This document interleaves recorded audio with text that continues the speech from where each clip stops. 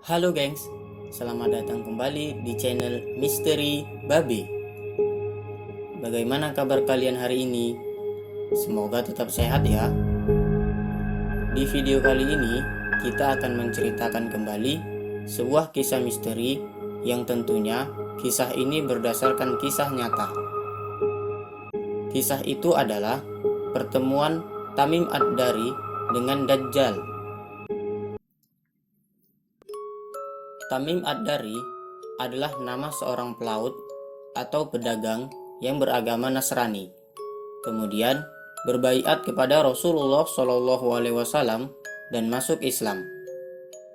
Ketika ia menyatakan diri masuk Islam, sekaligus menceritakan pengalaman yang tidak pernah ia lupakan dan menurutnya sangat aneh. Tamim Ad-Dari pernah terdampar di sebuah pulau yang di dalamnya terdapat makhluk aneh dan terbelenggu yang mengaku adalah Dajjal. Kisah ini berdasarkan hadis sahih riwayat Muslim nomor 2942. Hadis ini cukup panjang dengan berbagai bahasan lainnya. Jadi, saya akan rubah menjadi berbentuk narasi. Fatimah bin Qais menceritakan bahwa pernah suatu ketika Rasulullah SAW mengumpulkan para sahabatnya dan mengabarkan mengenai Tamim Ad-Dari yang bercerita kepada beliau. Tamim Ad-Dari bercerita bahwa ia bersama 30 orang dari Lakem dan Judzam atau daerah di dekat Laut Merah menaiki kapal laut dan terombang-ambing di cuaca ekstrim dan ombak besar selama 1 bulan di tengah laut. Kemudian, saat badai mereda, mereka melihat keberadaan sebuah pulau di hadapannya. Tamim bersama yang lain pun menurunkan sekoci dan mendekati ke arah pulau tersebut. Baru saja berlabuh, tiba-tiba muncul seekor binatang melata yang memiliki tubuh aneh. Bulunya sangat lebat dan menutup seluruh tubuh hewan tersebut. Sampai-sampai Tamim tidak tahu mana bagian depan dan mana bagian belakang. Tamim pun dengan terkejut berkata, "Celaka kamu! Makhluk apa kamu ini?" Dan tiba-tiba saja makhluk itu berbicara, "Aku adalah Jasasa." Rombongan Tamim pergi bertanya lagi, "Jasasa? Apa itu Jasasa?" Hewan itu tidak menjawabnya dan berkata, "Hai manusia, masuklah ke dalam dan temuilah laki-laki yang berada di rumah itu. Sungguh, ia sangat mengharapkan informasi dari kalian mengenai dunia luar." Mendengar perintah itu dan khawatir bahwa yang mereka hadapi sekarang adalah jin, Tamim dan beserta rombongannya pun masuk ke arah rumah yang dimaksud. Dan di dalamnya, Tamim bertemu dengan sosok pria dengan tubuh lebih besar yang pernah ia lihat selama hidupnya. Pria ini diikat dengan rantai yang sangat besar dan kuat. Kedua tangannya dibelenggu di leher, dan kaki serta lututnya dibelenggu dengan sangat kuat. Melihat hal itu, Tamim Ad-Dari kembali kaget dan berkata, "Celaka kamu! Makhluk apa kamu ini?" Lalu, sosok pria itu berkata, "Sesungguhnya kalian telah sampai ke sini dan telah mengetahui berita tentangku. Maka, beritahu aku, siapakah kalian?" Mereka pun menjawab, "Kami orang Arab.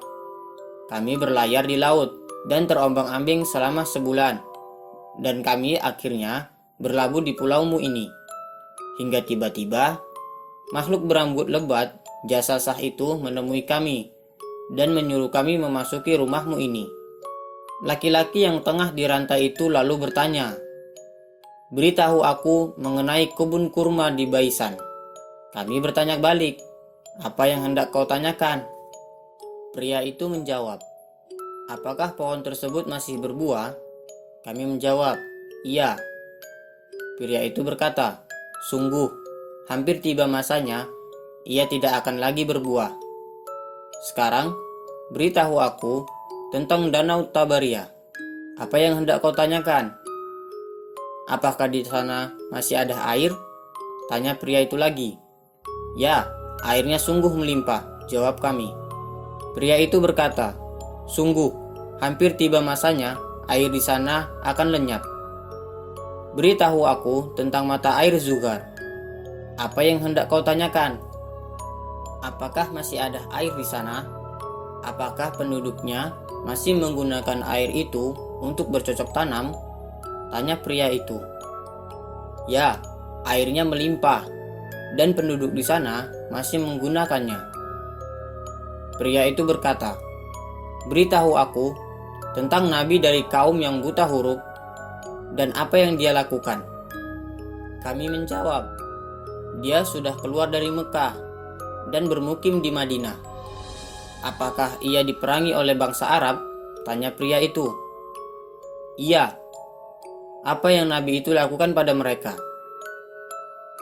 Ia mengalahkan bangsa Arab dan sekitarnya hingga mereka kini tunduk padanya, jawab kami.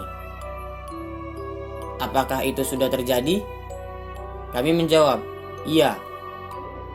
Lalu pria ini berkata, sungguh, mematuhinya lebih baik dari mereka. Dan aku akan beritahu kepada kalian siapa aku. Akulah Al-Masih. Dan hampir tiba waktunya bagiku untuk keluar dan berkeliaran di muka bumi. Dan jika itu telah terjadi, maka tidak ada satu negeri pun yang luput dariku, kecuali Mekah dan Taibah. Keduanya diharamkan atasku. Para malaikat menggenggam sebelah pedang yang terhunus di pintu masuk kota itu untuk menghalangiku, dan setiap lorong di kota itu ada malaikat-malaikat yang menjaganya. Rasulullah Shallallahu Alaihi Wasallam menyudahi cerita itu. Lalu Rasulullah menghentak-hentakan tongkatnya ke mimbar seraya berkata, inilah Taibah, inilah Taibah, inilah Taibah. Yakni Taibah adalah Madinah. Lalu Rasulullah menghadap kepada sahabatnya dan berkata, bukankah aku telah menceritakan kisah yang sama pada kalian? Para sahabat pada saat itu menjawab, iya. Rasulullah bersabda, sesungguhnya aku takjub bahwa cerita Tamim sama dengan apa yang telah aku ceritakan kepada kalian, dan mengenai amannya Mekah dan Madinah, dan ketahuilah bahwa ia ada di Laut Syam atau Yaman. Bukan, tapi ia datang dari arah timur, ucap Rasulullah sambil menunjuk arah timur. Mengenai hadis Tamim tadi, ada beberapa pendapat berbeda. Apakah Tamim terdampar di pulau yang memang ada di dunia, ataukah di alam jin? Beberapa orang berpendapat pulau itu ada di alam manusia, berspekulasi bahwa pulau tempat Tamim terdampar adalah Pulau Socotra di Kepulauan Yaman, dengan segala keanehan di dalamnya, dan terasingnya pulau ini menjadikan lokasi ini disebut-sebut sebagai pulau tempat dulu Dajjal dibelenggu. Sebagian yang lain berpendapat bahwa lokasinya adalah segitiga Bermuda dengan segala misterinya. Namun, kembali lagi, pendapat-pendapat tersebut tidak didasari oleh hadis atau apapun. Bahkan, Rasulullah sendiri pun meralat lokasi tempat keberadaan Dajjal dengan mengatakan, bukan, tapi ia datang dari timur. Guna hadis di atas adalah menambah keimanan kita akan kepastian datangnya hari akhir dan beberapa tanda-tanda yang akan muncul sebelum Dajjal nantinya keluar. Mengenai lokasi, pastinya tidak ada manfaatnya juga bagi kita mencari keberadaannya kini, karena ketetapan Allah atas Dajjal sudah ditulis dalam Al-Quran dan hadis Rasulullah. Nah, itu dia misteri kisah nyata bertemunya Tamim Ad-Dari dengan sosok Dajjal. Semoga kita semua diberi perlindungan oleh Allah Subhanahu wa Ta'ala dari fitnah Dajjal ya.